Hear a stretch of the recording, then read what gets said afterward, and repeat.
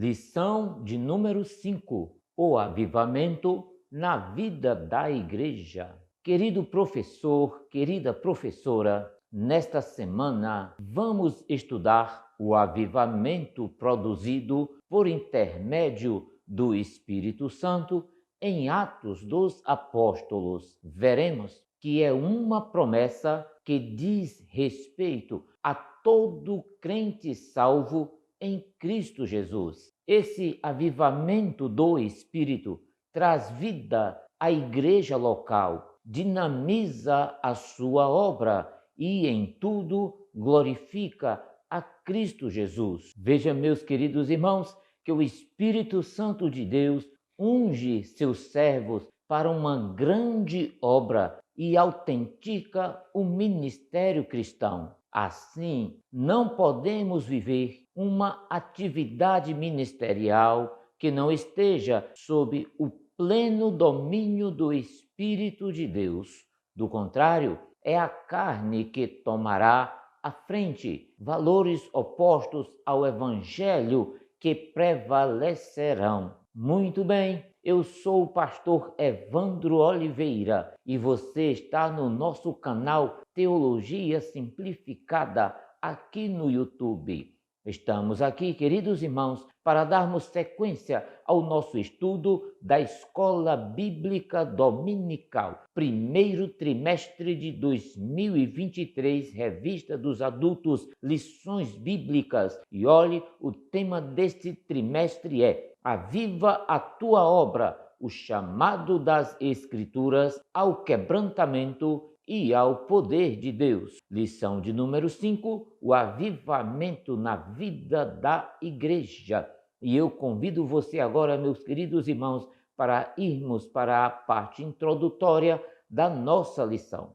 Lição de número 5, o avivamento na vida da igreja. Diz assim o texto áureo: e todos foram cheios do Espírito Santo e começaram a falar em outras línguas, conforme o Espírito Santo lhes concedia que falassem. Atos, capítulo 2, versículo de número 4. Verdade prática: ao longo dos anos, a igreja experimenta avivamentos por meio do batismo no Espírito Santo e da atualidade dos dons espirituais. A leitura bíblica em classe se encontra no livro de Atos dos Apóstolos, capítulo de número 2, versículos de número 1 até o versículo de número 13. Muito bem, meus queridos irmãos, na apresentação da lição, nós temos os objetivos que devem ser alcançados pelo professor em sala de aula. São 3 os objetivos. Primeiro, expor a realidade do batismo no Espírito Santo e o público-alvo. Segundo objetivo, examinar o dinamismo da Igreja Apostólica. Terceiro objetivo, demonstrar a importância de um ministério ungido para os dias atuais. Muito bem, meus queridos irmãos, a lição tem 3 pontos e estudaremos cada ponto da nossa lição com os seus subtópicos. O primeiro ponto, nós vamos estudar sobre o batismo no Espírito Santo e o público-alvo. Diz assim a sinopse: o batismo no Espírito Santo é um chamado para todo crente experimentar o dom celestial. Portanto, os cessacionistas estão equivocados. No segundo ponto, nós vamos estudar sobre a seguinte temática: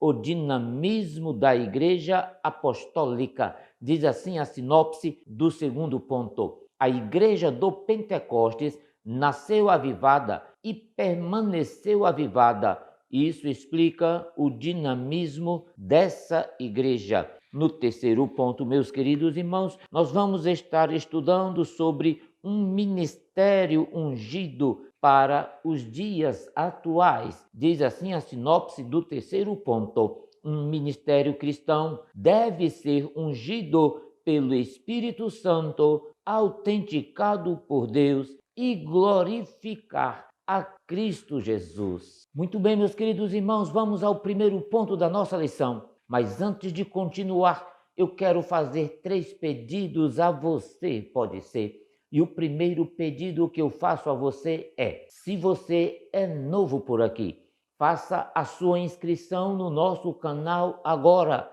Eu vou dar um tempo para você fazer isso. O segundo pedido que eu faço a você é: assista o vídeo até o fim. Queridos irmãos, nós temos aqui subsídios, mapas, imagens, gráficos e muito mais informações que certamente lhe auxiliarão no preparo desta tão importante aula.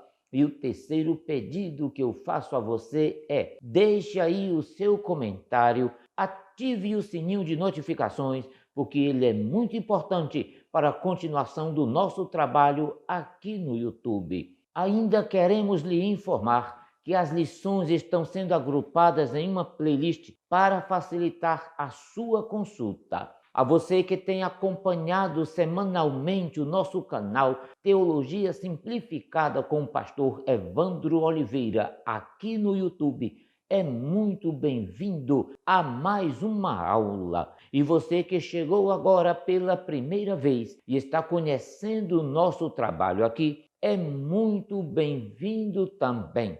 Muito bem, meus queridos irmãos, vamos ao primeiro ponto da nossa aula. O primeiro ponto nós vamos estudar o batismo no Espírito Santo e o público-alvo. E o primeiro tópico, o chamado abrangente de Jesus. Queridos irmãos, é importante afirmar que a primeira condição para receber o batismo no Espírito Santo é passar pela experiência da salvação. Muitos se enganam e enganam a outros, imaginando que, pelo fato de pertencerem a uma igreja evangélica, estão automaticamente salvos. Só é salvo, no entanto, quem atende às condições para receber essa bênção dos céus. Quais são essas condições? Você pode perguntar. E eu vou passar para você agora essas condições. Anote aí. A primeira condição é arrepender-se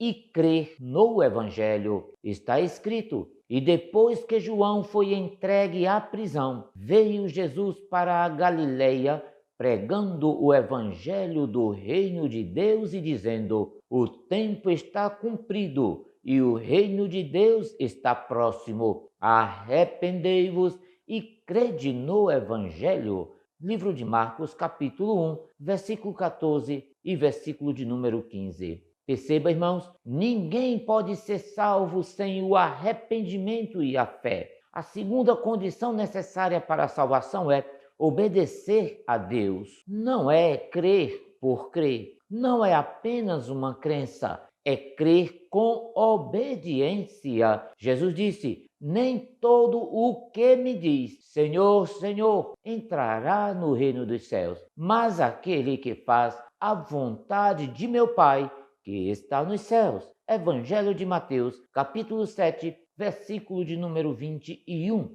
E a terceira condição, queridos irmãos, é santificar-se, pois está escrito: segui a paz com todos e a santificação, sem a qual ninguém verá o Senhor. Hebreus capítulo 12, versículo 14. Portanto, não há o que interpretar. Santificação é o processo contínuo na vida do crente pela qual ele torna-se santo ou separado do mundo e consagrado a Deus. Muito bem, no segundo tópico nós vamos estudar sobre a promessa é para todos os salvos. É importante afirmar aqui, queridos irmãos, que os primeiros a receberem esta manifestação sobrenatural do Espírito Santo foram os discípulos, ou seja, os salvos, que agora se reuniam no cenáculo para perseverar em oração. Veja Atos capítulo 1, versículo 12 até o 14.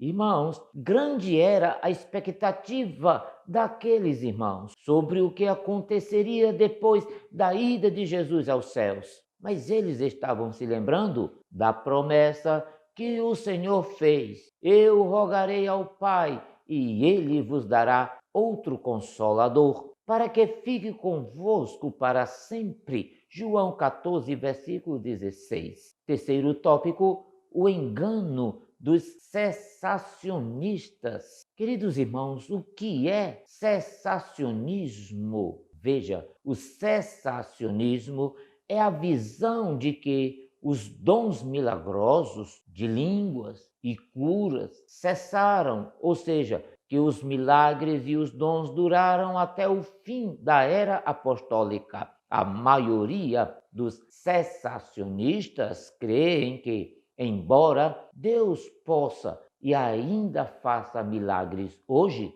o Espírito Santo não mais usa indivíduos para realizar sinais miraculosos. Veja, queridos irmãos, que já estudamos em trimestres anteriores que o Novo Testamento e principalmente o livro de Atos mostra com detalhe que o batismo no Espírito Santo é uma experiência distinta da salvação. Como vimos aqui, queridos irmãos, todos os discípulos que receberam o batismo no Espírito Santo já eram salvos. Portanto, como pentecostais, afirmamos o batismo no Espírito Santo com evidência física de falar em línguas, bem como a atualidade dos dons espirituais na vida da igreja. Muito bem, meus queridos irmãos, vamos estudar o segundo ponto da nossa lição,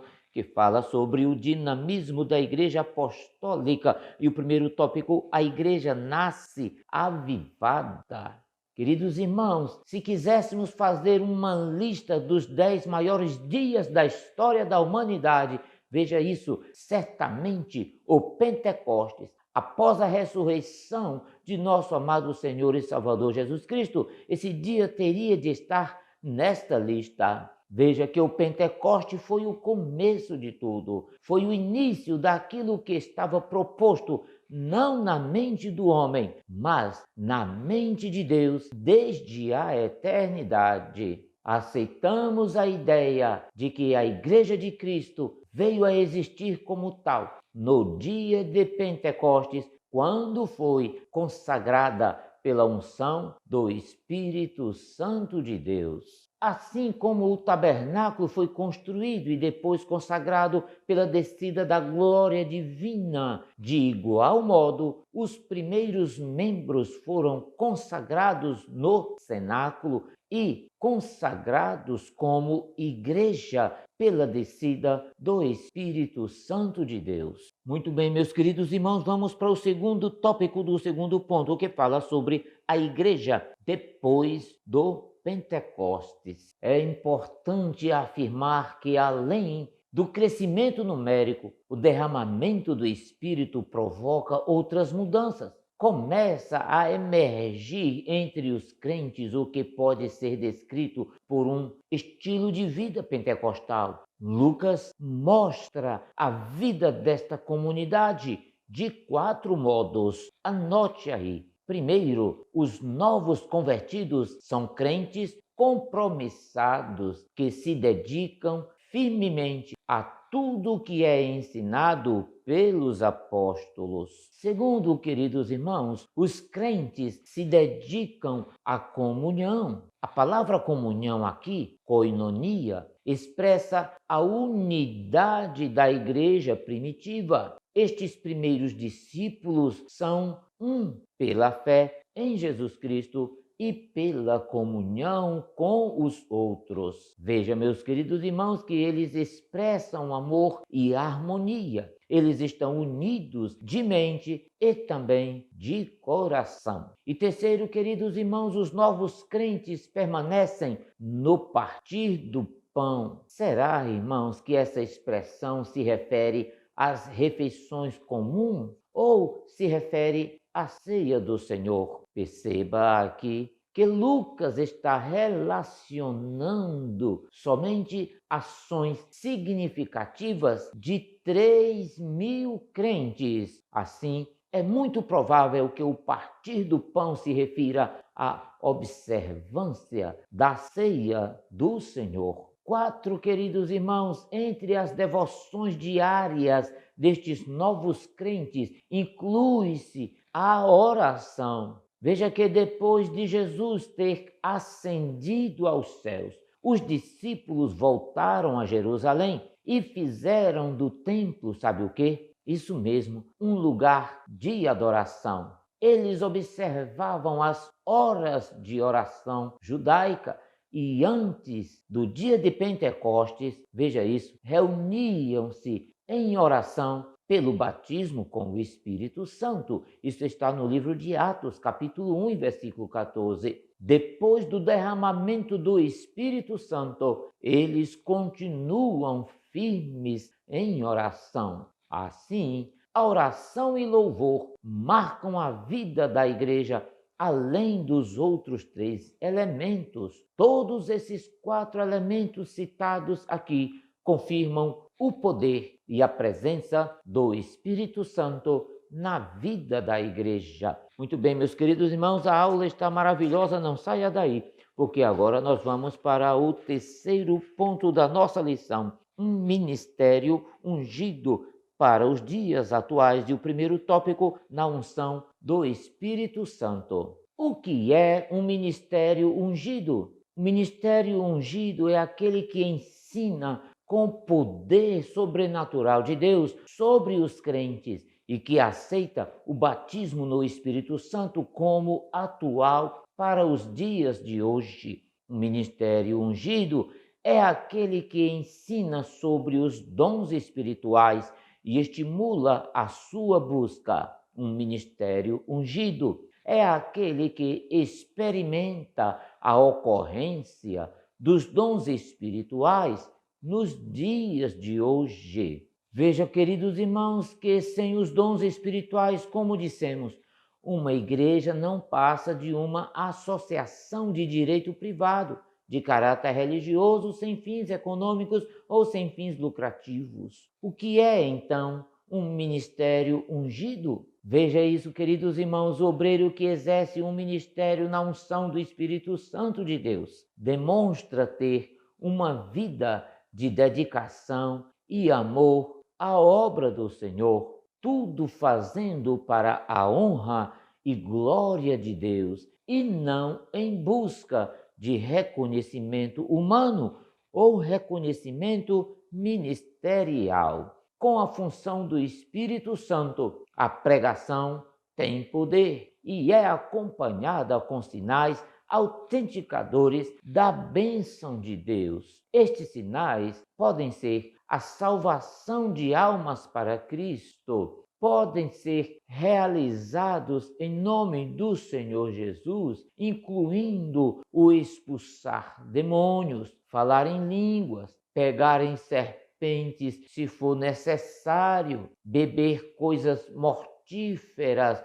e não sofrerem consequências e pôr as mãos sobre aqueles que estão enfermos e estes serem curados, conforme Jesus Cristo declarou quando ele estava se despedindo dos seus discípulos. Jesus disse assim: "E estes sinais seguirão aos que crerem." Marcos capítulo 16 e versículo de número 17. Muito bem, meus queridos irmãos, o segundo tópico do terceiro ponto, autenticado por Deus. Isso mesmo, meus irmãos, o ministério ungido não se desenvolve apenas por intermédio dos instrumentos formais e acadêmicos dentro dos padrões hermenêuticos, exegéticos e homiléticos da pregação. Não, todos esses instrumentos são importantes, certamente, para o aprimoramento do obreiro.